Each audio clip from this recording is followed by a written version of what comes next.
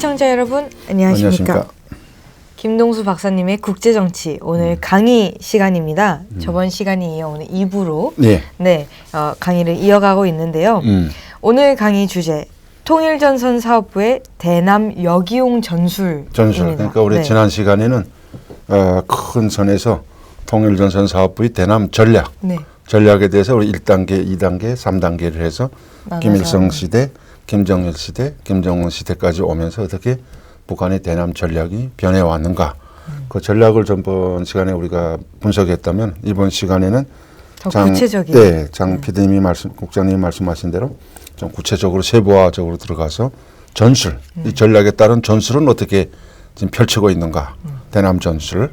여기에 대해서 오늘 좀 시청자 여러분들께 집중적으로 분야별로 설명드리도록 하겠습니다. 이 전술은 공개된 자료인가요? 아닙니다. 이거는 제가 여기서 제가 취급하는 모든 이 자료들은 제가 지난 기간 북한 외교관으로서 17년 동안 17년 동안 제가 북한 외교관으로서 근무할 때 당시와 외무성에서 근무할 당시 그리고 또 한국에 와서 제가 국가안보전략연구원에서 22년간 근무하면서 체득한 이런 그 놀리지, 뭐냐면 그 노하우와 지식, 그리고 특히 제가 박사과정을 다니면서 박사학위를 받을 때 박사과정을 대학 다니면서 공부하면서 제가 이제 남한의 많은 이런 학자분들, 교수님들과 이제 그 토론, 이제 비공개 토론도 진행하고 공개 토론도 하면서 얻은 이런 남한에 대한 지식, 북한에 대한 또 이런 이론적인 지식과 특히 북한에서 오신 많은 엘리트분들 분야별로 당, 정, 군 이 정권 기관에서 근무하던 엘리트 분들과의 정상적인 항상 같이 생활하며 지내면서 특히 최근에 온 북한 외교관들, 최근에 온 후배들인 북한 외교관들 그리고 북한의 당, 국가보위부, 인민무력부에서 근무하다 온 엘리트 지휘관들 분들을 이제 만나서 토론한 데 의해서 제가 얻은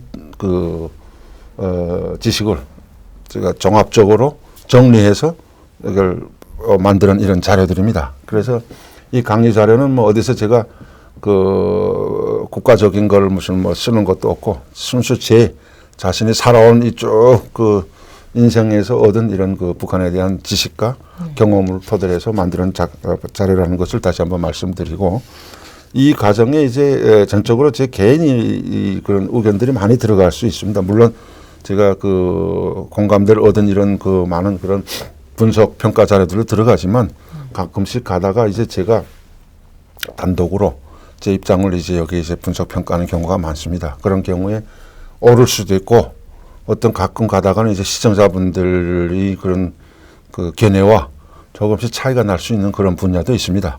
그러면 시청자분들께서 과감하게 이제 질문 시간이 있으니까 질문과 답 시간이 있으니까 Q&A를 통해서 저한테 바로 잡아 주실 거는 꼭 바로 잡아 주시고 그러면 제가 겸손하게 여러분들의 의견을 그대로 참작해서 바로 잡을 건 바로 잡고 또 설명 드릴 거는 다시 또 한 번 더 구체적으로 왜 그런 입장을 가졌는가 하는 것을 다시 또 설명 올리는 그런 계기가 됐으면 좋겠습니다. 그래서 이런 방법으로 제가 항상 말씀드리는 게 우리 김동수 국제정치 강의를 우리 장 국장님과 같이 진행해 나갔으면 좋겠습니다. 네, 알겠습니다.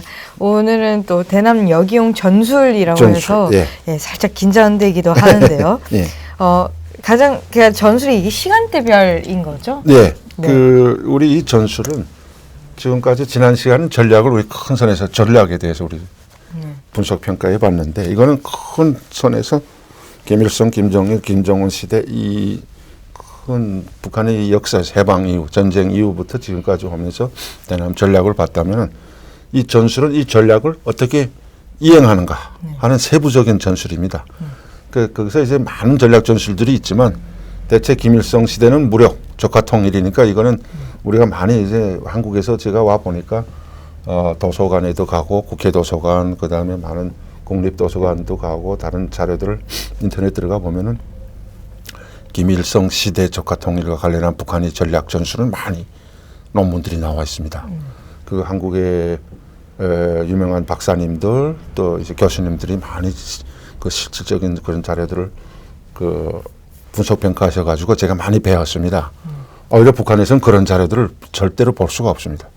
근데 저는 박사과정 다니면서 그때 김일성 시대 거는 정말 엄청나게 제가 많이 읽었고 많이 그 배웠는데 상대적으로 이제 김정일, 김정은 시대에 와서는 이게 조금 미약합니다. 왜냐하면 시청자분들께서도 잘 아시겠지만 이 북한은 워낙 편애세된 이런 사회에다가 또 내부에 들어가서도 권력기관들, 이 5대 대체로 5대 권력기관이라고 제가 항상 말씀드리는데 조선노동당, 그 다음에 이제 국가정치보위부, 이 국가정치보위부도 보위성 됐다. 이제 앞으로 요거 다다음 시간에 국가보위성에 대해서도 내부를 사실 이제 해부해서 말씀드리겠는데 국가정치보위부, 그 다음에 인민무력부, 인민보안성, 경찰, 그 다음에 외무성, 여기에 대해서는 북한 내부에서도 그 내부 그 비밀들이 다 엄격히 준수되고 있습니다. 만약 북한 내부에서 이런 사례들을 알게 되면 바로 정치범수용소로 갑니다. 이건 누설한 사람하고 들은 사람이 퍼뜨리는 사람은 무조건 이 정도에 따라서 총살까지 합니다.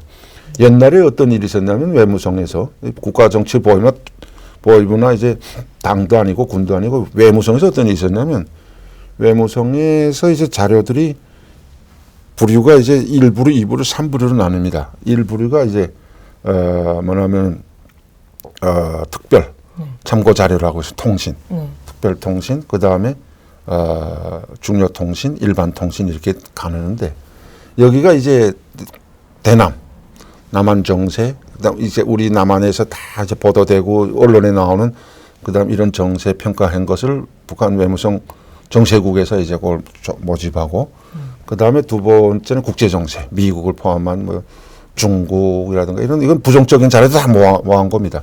그걸 이제 김정일한테 보고하면 김정일이가 그걸 보고 그걸 사인해서 내려보냅니다. 그럼 외무성에 있는 외교관들이 다 그걸 보고 학습하는데 이걸 갖다 농민시장에서 팔아먹은 거예요. 그래서 그거는 무조건 출처를 잡으라 해서 그건 꼭 찾습니다.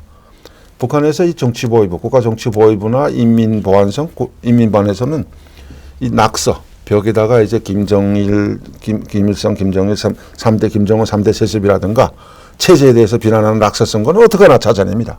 그리고 이런 국가 비밀 누설한 것들은 그래서 오히려 북한에서는 이 김정일 시대, 김정은 시대 이런 그 내부적인 자료들이 우리 남한에서는 많이 워낙 통제가 심하니까 참고되지 못하고 대체 그 노동신문이나 대선전용으로 이제 발간되는 이런 언론들에서 북한 언론들을 참고해서 쓴 자료들이기 때문에 내부 자료들이 좀 미흡합니다. 그러니까 그런 것들은 제가 거기서 체험했으니까 저뿐만 아니라 거기서 이제 같이 체험했던 이런 북한의 엘리트들, 우리 또 대한민국의 북한 지식인 연대라고 있습니다. 김용광 대표가 이제 그 하고 있고 여기 이제 북한의 당정군에 있던 엘리트들이 다 이제 모여서 이제 하는 그 북한 NK 지식인 연대가 있고 또 김일성 종합대학 같은 경우는 김일성 종합대학 동창회가 또 있습니다. 여기도 한 50명, 100명 있고 하니까 우리 엘리트들끼리 자주 이제 학술적 차원에서 이제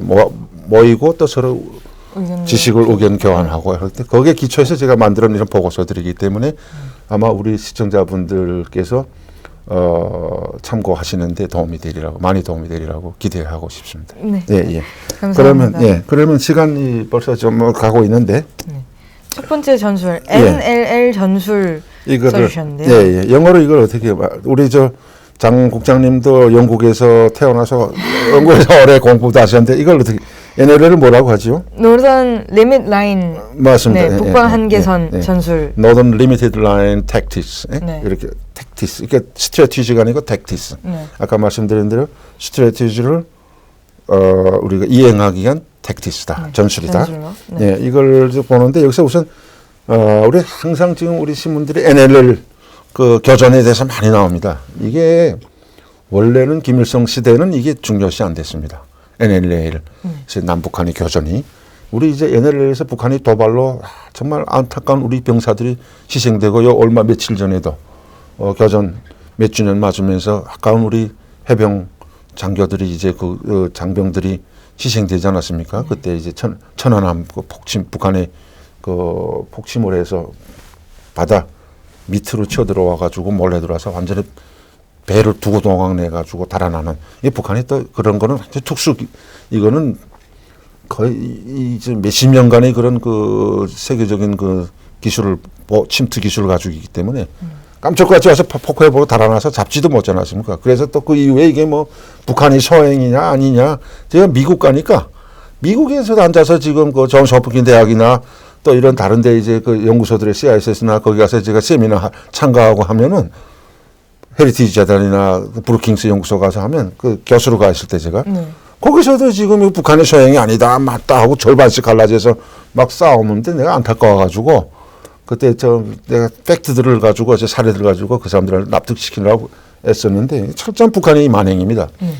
그래서 이것이 김일성 시대에는 이게 이런 NLL에서의 서해 교전이, 서해 바다에서의 남북한의 교전이 많지 않았는데, 김정일 시대 와서 이게 본격적으로 남북한의 교전이 서해로 이제 옮겨갑니다. 왜 옮겨가냐면은, 김일성 시대는 우리 시청자분들께서, 나이 지긋한 분들께서는 잘 아실 겁니다. 판문점 독기 사건, 독기점 만행 사건으로 이때도 이제 이게 60년대 후반인가 7년인가 푸에블로 사건과 거의 겹쳐가지고 일어났는데, 그때도 이제 북한에 전쟁이 일어난다고 저희가 어릴 때 배낭 메고 갱도에 다 들어갔던 생각이 나는데, 그때도 이 북한 이 군이, 이 북한 괴뢰군이 이게 이 판문점에 와서 생떼 같은 나무를 찍다가 그걸 못 찍게 하는 미군과 우리 한국군을 도끼로 아야 목을 쳐서 죽이는 이런 만행을 감행했고, 그 이후에는 이제 또 많습니다. 이제 우리 청와대 기습 사건이라든가 칼기 폭파 사건이라든가 이 교전, 이 NLL, DMZ에서의 남북한의 교전이 제일 심했던 게 김일성 시대입니다. 그러다가 이게 변하는 게 DJ 정부에 오면서부터, 이제 뒤에서 설명드리겠지만, 이때부터 이게 이제 그 햇볕 정책 여기용 전략이라고, 이제 제가 그 이유를 말씀드리겠는데, 그때부터 대한민국으로부터 대한민국의 햇볕 정책에 여기용 전략으로 나가다 않으니까 육지에서의, 내륙지대에서의 교전은 피하고 해담으로 나가야 되니까, 그리고 또 지원 물자를 육로를 통해서 받아야 되니까 여기서는 그 질을 하면서 그걸 전술 받으면서 말을 저들이 의도대로 뜻대로 안 되게 되면 서해에서 또 불장난 일으키고, 이런 이중적인 그걸 나가는 그런 시대가 초래하는데, 이게 1990년대 초입니다. 1999년 그때 초부터가 이제 우리 대한민국에서는 민주정권이, DJ 정권이 들어서는 그때부터 김정일이는 통전사업부에 대한 남한의 교전을 자주 더 지시하던 그런 때인데, 김정일이가 이때 그 통일전선부에서도 이제 그 남한에서 평화공세로 나오니까, 자, 회담하자, 남북 문제를 평화적으로 해결하자, 이제는 서로 대화하자, 군사적 충돌을 피하고 하자니까, 이제 북한에서 골치가 아픈 거예요. 지금 외적으로는 지금 사회주의가 붕괴되고, 그러니까 외부 압력을 바람이 들어오지, 또 중국에서는 중국이 개혁개방 바람이 들어오지, 남한에서는 또 이제 자신감을 가지고 대한민국에서는 대화하자, 문을 열고 이제는 들어가겠다고 막 하니까 완전히 수세에 빠지니까, 이때 이제 통전사업부라는 게 외무성이라면 이제 이 정책 작성자들이 협의회를 통해 가지고, 타스크포스 팀들이 상무조 회의를 통해 가지고 김정일에게 요 며칠간을 지금 보고서를 작성해서 제출하는 거, 보고 드리는 겁니다. 그리고 이제 이 통일조선 사업부는 이제 처음에는 이제 육전 형태로 교전을 준비했다가, 다음번에는 이제 아까 제가 말씀드린 대로 남한의 대북 지원, 남북 경협에 차질이 있을 수 있기 때문에 이 교전을 육전 교전을 하면 안 되겠다.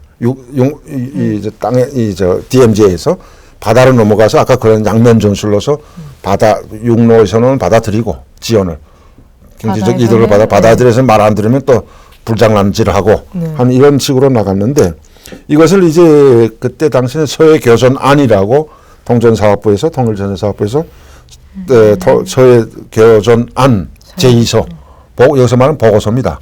이거를 김정일에게 이제 보고를 드려가지고 이 내용을 보게 되면 보고 드렸는데 이 내용을 보게 되면은 요점이 핵심이 남북과 남한과 대한민국과 대화와 대북 지원을 유지하는 방향에서 특히 햇볕 정책을 영이용하면서도 체제 갈등을 유발시킬 수 있는 오늘날의 새로운 분계에서는 이 저만하면 육로가 아니라 이 그 분계선을 분계선을 전선이라고 이제 하면서 이제 이거를 NLL 바다로 이제 옮기겠다니까 이제 김정일이가 사인을 해주면서 아주 그 묘책이다. 그거 아주 뜯어먹을 건 다 뜯어먹으면서 말 안 들으면 바다에서 이 저 그 대립 전선을 군사적인 대립 이런 전선을 전개해 가지고 남한을 이제 협박하고 압박하는 이런 전술이라고 아주 국찬을 했습니다. 통일전선사 앞에 무조건 이대로 하라 집행하라. 그래서 이게 저 우리가 햇볕 정책 북한에서는 공식적으로 내적으로는 일반 주민들은 모르지만 북한의 이런 정책 작성자들 통일전선부 대남 사업과 관련된 외교부라든가 군 인민무력성 이런 데서는 이거를 햇볕 정책 역이용 전략이라고 명칭합니다. 그렇게 해서 이제 통화 서로 기관끼리도 그렇게 통하는데 이 기본 목적을 제가 세 가지로 나눠서 이제 말씀드리겠습니다. 그래서 우선 큰 첫째로는 북한 주민들이 이건 뭐 우리 시청자분들께서 다 알고 계시는 이런 목적인데 북한 주민들이 한국에 대한 대한민국에 대한 환상을 억제시키기 위해서 적의 실체를 인식시키는 효과를 증폭시켜 체제 갈등을 유발시키면서도 대북 지원 창구를 유지할 수 있는 대화 시대에 맞는 새로운 전선 형식이다. 이렇게 이제 첫째 목적으로 볼 수 있고 북한이 대남 사업부 특히 통전전선부에서 작성한 이 전술을 세운 NLL 전술을 세운 첫 번째 목적이 두 번째 목적은 대북 지원을 빌미로 소위 흡수 통일을 추진하려는 한국 정부의 체제 자신감을 억제시키고 눌러버리고 그러니까 아까도 말씀드렸지만 대한민국은 완전히 이 체제 그때로서는 이제 상승할 때입니다. 이 체제가 공고히 되고 산업화가 이제 그 빠른 시일 내에 산업혁명이 완성되고 한강의 기적을 창조해내고 동시에 이제 이 민주화도 아주 이제 모범적으로 신속국vik하게 이게 선진국으로 되면서 체제 자신감을 가지고 북한을 막 평화적으로 공시하는 겁니다. 그러니까 이러다가는 북한이 남한에 이건 흡수되겠다. 제일 문제가 북한 주민들의 사상 의식입니다. 이게 다 이제 돌아버리면 그냥 무슨 주저앉게 된다 하고서 겁을 먹고 이거를 이제 흡수 통일을 북한이 남한이 우리를 흡수 통일하려다. 그러니까 이걸 우선 서해 교전을 통해서 이걸 진문게 버려야 되겠다. 예, 이게 있고 한국 정치권에 특히 우리 한국 정치권의 국회나 여야의 이제 당들의 이제 햇볕 정책 및 평화 번역 정책이 고착되게 이제 유도하는 겁니다. 그러니까 이제 이 대북 지원을 많이 하도록 하고 될수록 받을 수 있도록 하는 그런 그 퍼주기식 이런 그 대북 정책을 펼 수 있도록 정치권에 영향을 미치려고 특히 국회에 대한 국회에 이제 영향을 미치는 이런 데 이제 목적이 있었고 특히 여기서도 상호주의를 사전에 차단하기 위한 완충 역할 추진하는 데 있습니다. 그러니까 서로 주고받고 해야 되지 않습니까? 우리가 공정한 대남 관계를 위해서는 지금 핵 문제를 다루고 있으면서도 앞으로 핵 문제도 이제 북핵 문제도 더 구체적으로 들어갈 시간이 있겠는데 북핵 문제를 우리가 지금 현 정부에서도 요구하고 있는데 철저하게 이제 주고받고 있습니다. 미국도 지금 트럼프 정권도 그랬지만 바이든 정권도 역시 마찬가지로 북핵 문제에서는 주고받기 기빙 앤 테이킹 이거 원칙은 이제 변함이 없습니다. 우리가 이만큼 주면은 너희가 그만큼 핵 개발 문제에서 양보하라. 동결하든지 폐기도 단계별로 이렇게 폐기하라. 이런 주고받고식의 협상력에서 이제 그냥 받아내려는 주지는 않고 받아만 먹으려는 이러한 그 우위를 확보하려고 이 전술을 그러니까 군사적인 협박이죠. 공갈이고. 그다음에 이게 두 번째 기본 목적이고 세 번째는 이제 그 전략 전술적 필요에 따라 군 강경 카드를 내세워 협상력 우위를 확보하기 위한 강경 카드로 이용한 것입니다. 이거 이제 제가 말씀드린 거와 같은데 NLL은 여러분들께 말씀드린 대로 순수한 군사적인 그 협박 대한민국에 대한 그 위협. 지금 뭐 핵카드도 휘둘르면서 지금 협박하고 위협하는데 육로로는 경제적 이득을 지원을 받아내면서 말 안 들으면은 NLL 여기서 군사적 교전을 일으켜서 남한을 협박하는 이런 전술이다. 이게 그것도 김일성 시대에 없던 김정일 시대에 와서 펼친 이런 대남 NLL 전술이다. 이렇게 이해하시면 되겠습니다. 네. 다음 나한테 이산가족 상봉 전술이라고 써주셨습니다. 이거는 한번 우리 장 국장님께서 한번 말씀해 보시죠. 네. 김정일은 남한에서 이산가족 상봉을 처음 제기했을 때 북한 내부로부터의 와해 전술이라며 강력 저지하라고 지시했다. 그리고 그 이후 통일전선사업부가 작성한 이산가족 상봉 관련 전술안을 보고 1995년 5월경 준비했다. 이게 뭐냐면은 우리가 저 연세 있으신 우리 시청자분들께서 연세 있으신 분들은 이해하실 겁니다. 이제 그 북한에서 적십자사를 통해서 대한민국에 쌀과 시멘트, 그다음 우류 이런 우류를 이제 지어낸 적이 있습니다. 들어는 봤습니다. 봤죠. 네. 그때가 이제 대한민국에서 이제 자연재해를 크게 입어가지고 그 좀 힘들 때인데 그때는 역시 뭐 대한민국은 경제적인 기반 토대가 이루어져서 그런 재난이 일어나도 국가가 얼마든지 식량이라든가 피복 이런 우주는 무상으로 지원할 수 있는 이런 완전한 저력이 있었고 힘은 있는 데인데 북한은 그때가 이제 경제적으로 완전히 이제 하강할 때입니다. 이제 거지 국가로 저 빌어먹는 나라로 해서 딱 돌아서기 직전인데 떨어지는 때인데 왜 그때 이걸 했냐면은 순수 대남 공세입니다. 선전. 그러니까 자 북한이 남한은 항상 미제 식민지하에서 굶어 죽고 거지들만 사는 나라이기 때문에 자연계 재해까지 입었다 하고 우리가 동포회적으로 지원해 준다 하면서 그때 없는 걸 다 끌어내 가지고 그때 모았는데 그때 어떻게 됐냐? 그때 큰 타격을 받았습니다. 북한에. 제가 일단 듣기로는 그 시멘트까지는 잘 모르겠고 쌀은 너무 무거운 쌀이라 먹을 수 없었고 의류도 너무 해진 옷들이라 실질적으로 입을 수 있는 옷이 없었다라는 이야기. 그게 맞는 겁니다. 그러니까 지금 대한민국에서 제가 와서 저도 여기 와서 알았는데 가정들에서 야 이게 뭐 이런 쌀이 있냐 이런 옷이 있냐 그걸 먹지도 않거냐 어떤 데는 사료로 줬다는 사람도 있고 개돼지들 먹으라고 닭 먹이로 준 사람이 있고 그걸 또 옷 같은 거는 이건 또 북한이 그런 이렇게 한심한 옷이냐면서 그걸 집에다가 이렇게 돈 후대들한테 야 이게 북한이 이렇게 뭐 이런 수준이야 하고 그걸 전시용으로 남겨뒀다는 말도 들었는데 북한이 북한으로서는 그때 그 껍데기가 됐지 허리가 꼬부라진 거예요. 큰 타격이었어요. 그때 쌀도 그건 북한에서는 제일 고급 쌀이라고 해서 보낸 거고 그리고 그 시멘트 같은 것도 생산 못하는 주제에 이게 이제 김정일이 과감한 대남 동포회적인 이런 걸 보여준다고 하면서 대남 전략으로 선전용을 하다 나니까 이게 얼마 주겠다고 선포해놓고 그걸 남한이 안 받을 줄 알았는데 받겠다는 거예요. 그때까지만 해도 이 대북 지원이라든가 남한에서 북한에 준 대북 지원 북한에서 남한에 주는 대남 지원은 이거는 완전히 그 선전 싸움이었습니다. 그러니까 서로 다 거절할 때입니다. 우리가 더 잘 사는데 너희 왜 받아? 보여주기식이죠. 그럴 때니까 이거는 완전히 대남 전술로 이제 했기 때문에 남한이 당장 이걸 거절할 줄 알았죠. 근데 들고도 남한이 받겠다 해놓은 거예요. 아 고맙다 받겠다. 북한 접시사사에다가. 그래서 비상명령이 내린 거예요. 김정일 비상명령이 내려가지고 그거를 인민경제 모든 분야에서 지금 예비를 다 창고에서 다 털어내가지고 시멘트 같은 것도 당장 어디 건설하게 된 걸 다 회수해가지고 그래가지고 보내다 나니까 북한이 타격을 엄청 입었어요. 대한민국에서는 그게 얼마 되지 않는 양인데 거기서 아까도 말씀드렸지만 대한민국은 그 창고에 다 쌓여 남아있는데 순수 대남 선전용으로 북한 내부 인민들 결성용으로 그걸 하다 나니까 그때 이런 사건이 벌어진 거 이걸 말씀드리는데 이게 이제 이산가족 상봉도 같습니다.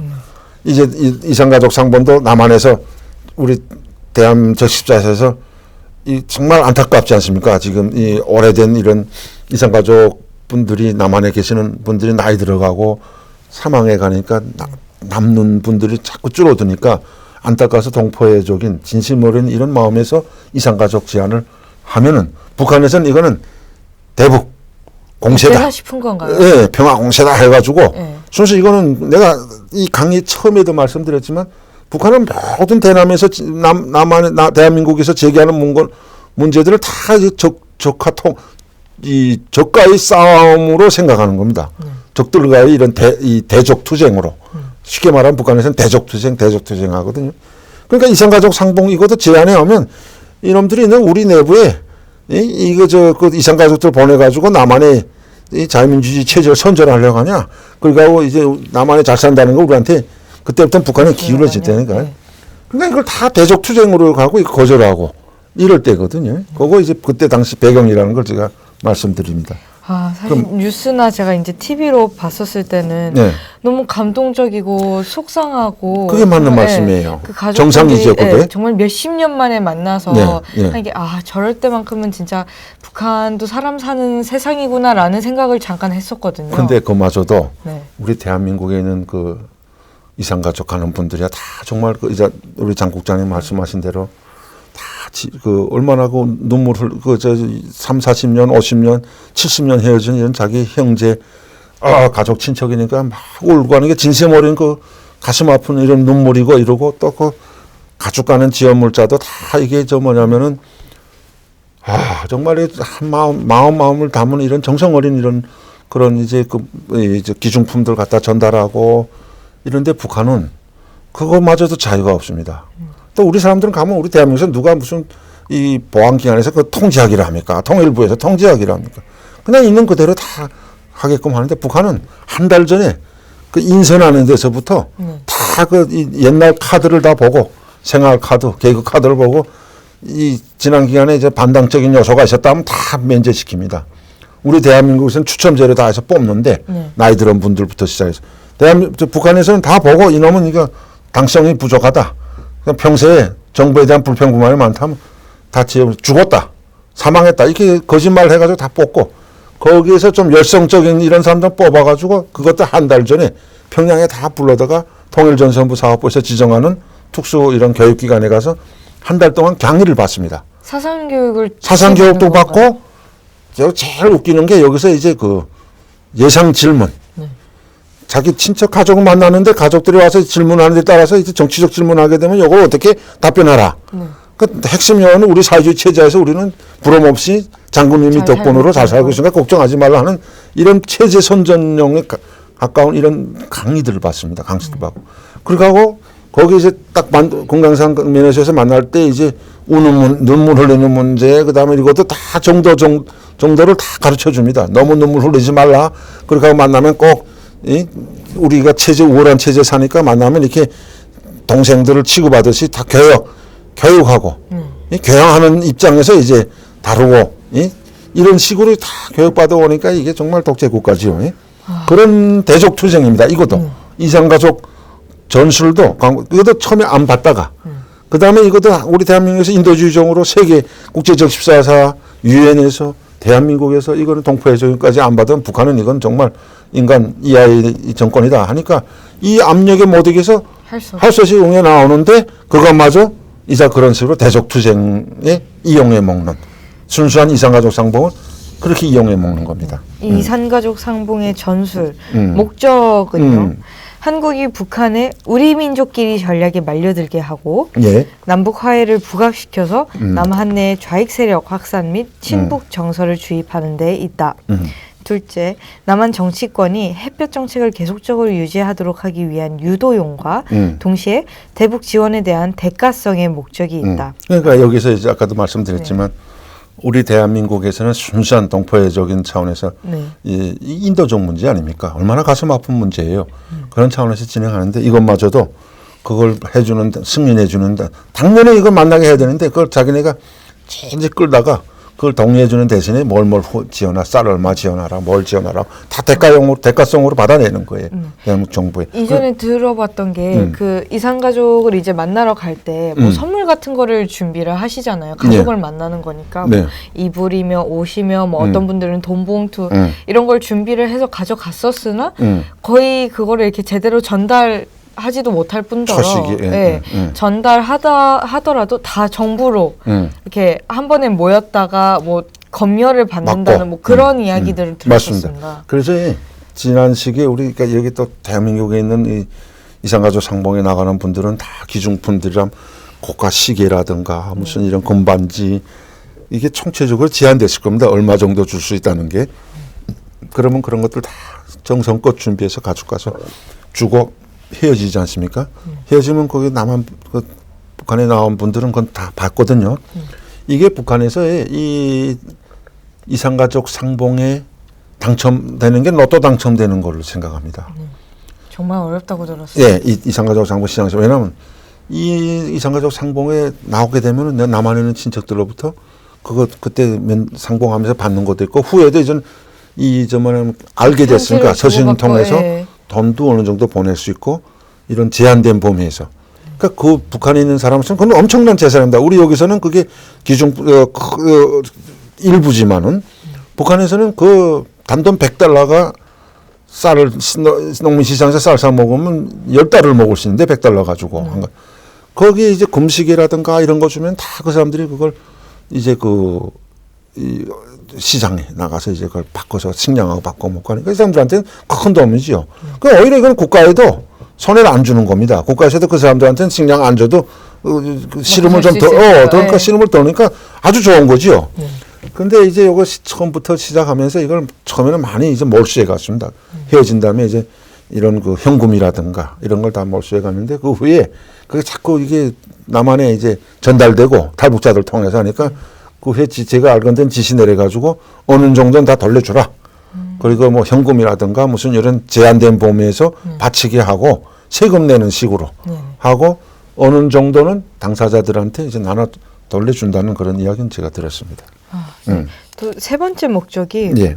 전략적 필요시 이산가족 상봉을 차단하는 형식으로 한국 정치권을 압박하기 위한 협박성의 목적이 있다. 그렇죠. 그러니까 이게 제가 아까도 말씀드린 치사하죠. 이게 사람이 이게 70년 동안 헤어져 가지고 이제 오늘 내일 이제 연세된 분들이 어떻게 돌아가실지 몰라서 그렇게 좀 안타깝게 기다리면서 울면서 밤잠 못 자고 기다리는 이 이산가족 상봉을 다른 데 이용해 먹는 겁니다. 이제 남한에서의 대화에서 군사적 대화라든가 핵 문제라든가 또 판문점 교전이라든가 이런 정치 군사 회담들에서 뭐가 지게 막히게 되면은 이런 애매한 이런 거 가지고 민간 이산가족 상봉을 비롯한 민간 교류 이런 데서 이제 이거를 다 잘라버렸는데 그냥 이렇게 해버리면 잘라버리면 이건 북한 내부에서는 모릅니다. 네.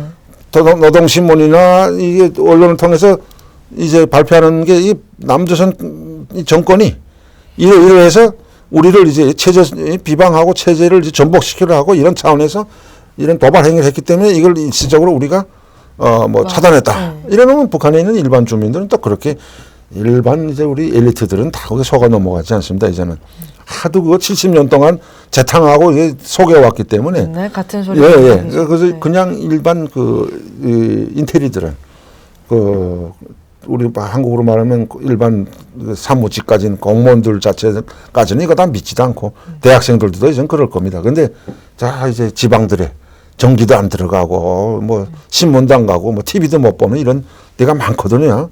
50% 이상은. 그런 데서는 그냥 소문이 이렇게 소문도 가고 이제 근데 그런 데 꼭 뭐 하나만 들어가냐면 이 유선 방송이 하나 들어갑니다. 이제 북한에서 뭐라고 하냐면 그걸 제3방송이라고 하는데 전화선이 이렇게 가듯이 옛날에 전기선이 이제 이 송전탑 통해서 전기선이 연결되듯이 옛날에 쓰던 그 방식으로 전화선이 가는 게 있습니다. 유선 방송인데 그럼 매 집에 그거 하나만 있습니다. 이거는 조직 동원해야 되고 그다음에 정세 긴장시키고 뭐 내부 교육용으로 있는데 여기를 통해서는 이제 계속 이제 그런 대남 비방 선전하고 이제 원인을 다 남한에다 돌리니까 그 사람들은 농촌에서 하루 세끼 뭘 먹어야 되겠나 걱정하는 사람들인데 옥수수도 쌀밥은 고사하고 강내쌀도 없어서 이제 오늘 뭘 먹어야 되나 내일 막 굶주림에 허덕인 사람들이 그냥 무슨 관심이 있겠습니까? 대남 무슨 없을 뿐더러 거의 무슨 노예 생활하니까 그거 들으면 그래서 그런가 보다. 또 남조선 놈들이 나쁜 놈들이구나. 미국 놈이 왼수로구나 하고 그래서 그렇게 한 타령만 하는 거죠. 신체 타령만 하는 거죠. 그다음 민간 교류 이용 전술. 네, 시간이 또 지금 많은데 여기까지 제가 말씀드려야 될 것 같습니다. 민간 교류역 이용 전략도 이제 간단히 이제 말씀드리고 우리 시청자분들께서 잘 아시기 때문에 목적이 이것도 첫째 목적이 민간 교류를 적화 공간으로 활용하기 위한 것으로서 인물 포섭, 그다음 한국 내 고정간첩 접선 및 지령 체계 확보를 구축하는 데 있습니다. 이게 지금은 제가 지금도 여전히 이런 그 통전사업부의 전술은 변함이 없는데 네.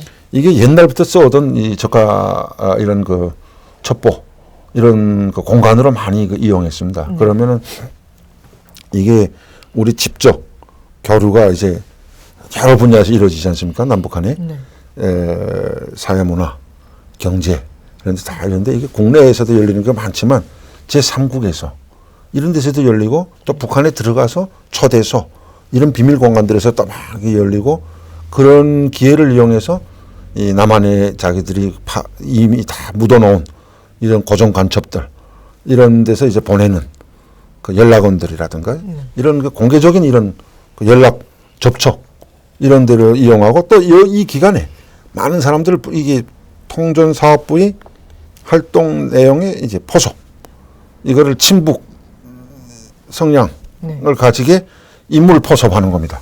그러니까 말하자면 저쪽으로 말하면 이 교양 북한의 그 대남 전략 전술로서 교양해가지고 자기 사람 만드는 이런 인물 뭐냐면 포섭하는 이런 전략으로도 그 목적이 기본이고 전술입니다.